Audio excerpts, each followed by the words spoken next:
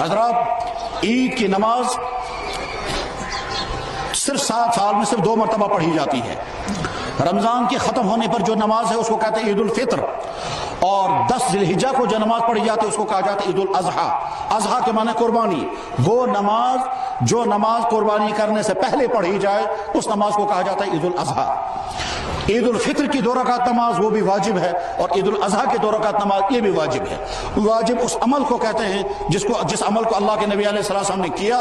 ساری زندگی کیا اور کبھی نہیں چھوڑا، اس عمل کو واجب کہا جاتا ہے۔ چاہے عید الفطر اور عید الاضحیٰ یہ 2 نمازیں وہ ہیں جو اللہ کے نبی علیہ السلام نے شروع فرمائی تھی۔ جب عید الاضحیٰ اور عید الفطر کی نماز مدینہ شریف میں شروع ہوئی، اس کے بعد پھر یہ نمازیں موقوف نہیں ہوئی ہیں، لہذا یہ دونوں نمازیں واجب ہیں۔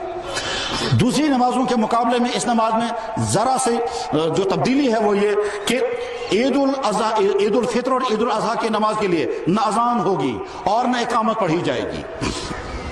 باقی نماز کی جتنی شرطیں ہیں وہ اس کے اندر بھی ہیں۔ باوضو ہونا، قبلے کے رخ پر ہونا، یہ اس کے لیے بھی شرط ہے جیسے باقی نمازوں کے لیے۔ البتہ ایک مسئلہ جو شاید عام طور پر بیان نہیں کیا جاتا اور اس کو مسئلے کو بیان کرنے کی شدید ضرورت ہے، وہ یہ کہ اگر جنازے کی نماز اور عید کی نماز میں کوئی آدمی پہنچے اور خدا نخواستہ وضو ٹوٹ جائے اور اسے یقین ہو کہ میں جب تک وضو کر کے آؤں گا تب تک یہاں نماز ختم ہو جائے گی، تو ان دونوں آدمیوں کو اجازت ہے کہ وہ تیمم کر کے نماز میں شامل ہو سکتے ہیں۔ یعنی عیدگاہ میں ایک آدمی آ رہا تھا، راستے میں اس کا وضو ٹوٹ گیا، یا عیدگاہ میں پہنچا جہاں عید کی نماز پڑھی اس کا وضو ٹوٹ گیا، تو اب اگر وہ وضو کرنے کے لیے جائے گا تو جب تک وضو کر کے آئے گا تو تب تک نماز ختم ہو چکی ہوگی۔ اس آدمی کو اجازت ہے کہ وہیں وہ تیمم کر سکتا ہے، چاہے گیلی مٹی ہو، چاہے تر مٹی ہو، چاہے یہ دیوار ہو، چاہے سیمنٹ ہو، اس پر تیمم کر سکتا ہے اور نماز میں شامل ہو سکتا ہے۔ عید الفطر میں بھی یہ اجازت ہے، عید الاضحیٰ میں بھی یہ اجازت ہے، اور جنازے کی نماز میں بھی یہ اجازت ہے۔ لیکن اس تیمم کی بنا پر دوسری کوئی نماز نہیں پڑھ سکتے۔ یہ وقتی طور پر صرف سٹپنی ہے کہ آپ صرف عید کی نماز کے لیے تیمم کر سکتے ہیں، اس کے بعد کے لیے نہیں۔ بہرحال یہ نماز جب پڑھی جائے گی تو نہ اذان ہے نہ اقامت ہے، صفیں کھڑی ہو جاتی ہیں۔ جمعے کی نماز میں خطبہ پہلے پڑھا جاتا ہے، عید کی نماز میں خطبہ بعد میں پڑھا جاتا ہے۔ عید کی نماز 2 رکعت ہیں، 2 رکعت میں ابتدا جب امام اللہ اکبر کرے گا، مقتدی بھی اللہ اکبر کریں گے اور ہاتھ باندھیں گے، اس کے بعد پھر سبحانک اللہم پڑھیں گے۔ سبحانک اللہم پڑھنے کے بعد پھر امام 3 مرتبہ اللہ اکبر کرے گا، مقتدی بھی 3 مرتبہ اللہ اکبر کریں گے، کانوں تک ہاتھ اٹھائیں گے، اور چوتھی تکبیر جب ہو جائے گی تو ہاتھ باندھیں گے۔ پھر امام قرات کرے گا، قرات کرنے کے بعد پھر رکوع سجدہ ہوگا۔ پھر اگلی رکعت کے لیے جب امام کھڑا ہوگا تو امام پہلے قرات کرے گا، پھر قرات سے فارغ ہونے کے بعد جب وہ رکوع سجدے میں جانا چاہے گا، رکوع سجدے میں، تو اللہ اکبر کہے گا مگر وہ رکوع میں نہیں جائے گا بلکہ کھڑا رہے گا اور کانوں تک ہاتھ اٹھائیں گے۔ 3 تکبیریں، تو 3 تکبیریں کہنے کے بعد چوتھی تکبیر پر وہ رکوع میں اترے گا، مقتدی بھی رکوع میں اتریں گے، اور اس کے بعد پھر سلام تک نماز اسی طرح سے چلے گی جس طرح سے نماز پڑھی جاتی ہے۔ سلام پھرنے کے بعد پھر خطبہ پڑھا جاتا ہے، اور وہ خطبہ سننا ضروری ہے۔ خطبے میں کیا بیان ہوتا ہے؟ قربانی کے مسائل، قربانی کے احکام، قربانی کی ترغیب، عید کی نماز کے مسائل، یہی چیز خطبے میں بیان کی جاتی ہے۔ اور خطبے کے بعد پھر مسلمان رخصت ہو سکتے ہیں اور واپس جا کر اپنے گھروں میں قربانیاں کریں۔ اور جن بھائیوں نے صبح سے اب تک کچھ نہیں کھایا ہے، بہت بہتر کیا، واپس جا کر کے سب سے پہلے اپنی قربانی کے گوشت میں سے کھانا چاہیے۔ چنانچہ جناب رسول اکرم صلی اللہ علیہ وسلم، اللہ اکبر، محمد رسول اللہ صلی اللہ علیہ وسلم کی ایک ایک سنت اور ایک ایک عمل مسلمان اپنی دانتوں سے مضبوط پکڑ کر کے رکھتے ہیں۔ ہمارے یہاں کتابوں میں یہ بھی لکھا ہوا ہے کہ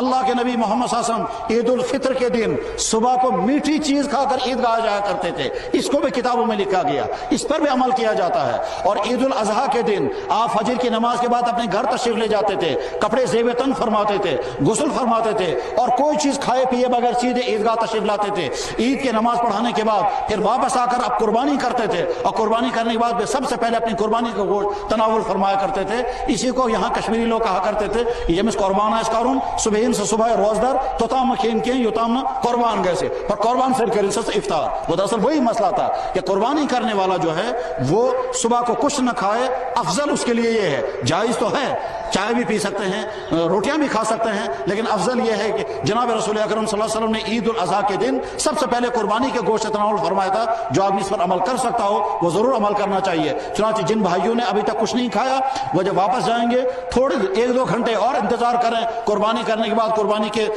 جانور میں سے کوئی ایسی چیز لے لیں جو جلدی تیار ہو سکتی ہو، اور یہ سوچ کر کے تناول کریں کہ 1400 سال بعد ہمارے نبی محمد رسول اللہ صلی اللہ علیہ وسلم نے اسی طرح سے عمل کیا تھا کہ قربانی کے دن سب سے پہلے قربانی کے گوشت سے اپنے دہنے مبارک کے اندر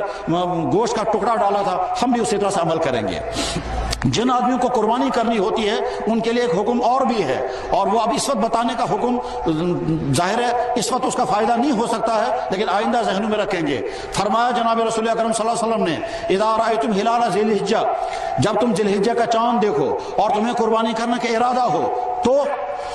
نہ ناخن کاٹو گے نہ بال کاٹو گے تب تک جب تک تمہاری قربانی نہ ہو جائے۔ جس انسان نے ذی الحجہ کا چاند دیکھا اور اس کو قربانی کرنی ہو وہ نہ ناخن کاٹے نہ بال کاٹے تب تک جب تک اس کو قربانی نہ ہو جائے، اور جب قربانی ہو جائے تو اس کے بعد اپنے ناخن بھی کاٹنے چاہیے۔ دراصل قربانی کا جانور انسان کے جسم کے ہر حصے کے بدلے میں اللہ کے ہاں عوض پہنچ جاتا ہے، تو جو ناخن ہمارے بدن پر ہیں ان ناخنوں کے بدلے میں اس جانور کے ناخن اللہ کے ہاں فدیہ بننے والے ہیں۔ اس ناخن کو ہم تب کاٹیں گے جب اس کا فدیہ اللہ کے ہاں پہنچ چکا ہوگا، ان بالوں کو ہم تب کاٹیں گے جب ان بالوں کا فدیہ اللہ کے ہاں پہنچ چکا ہوگا۔ فرمایا جناب رسول اکرم صلی اللہ علیہ وسلم نے قربانی کے جانور کا پہلا خون کا قطرہ گرنے سے پہلے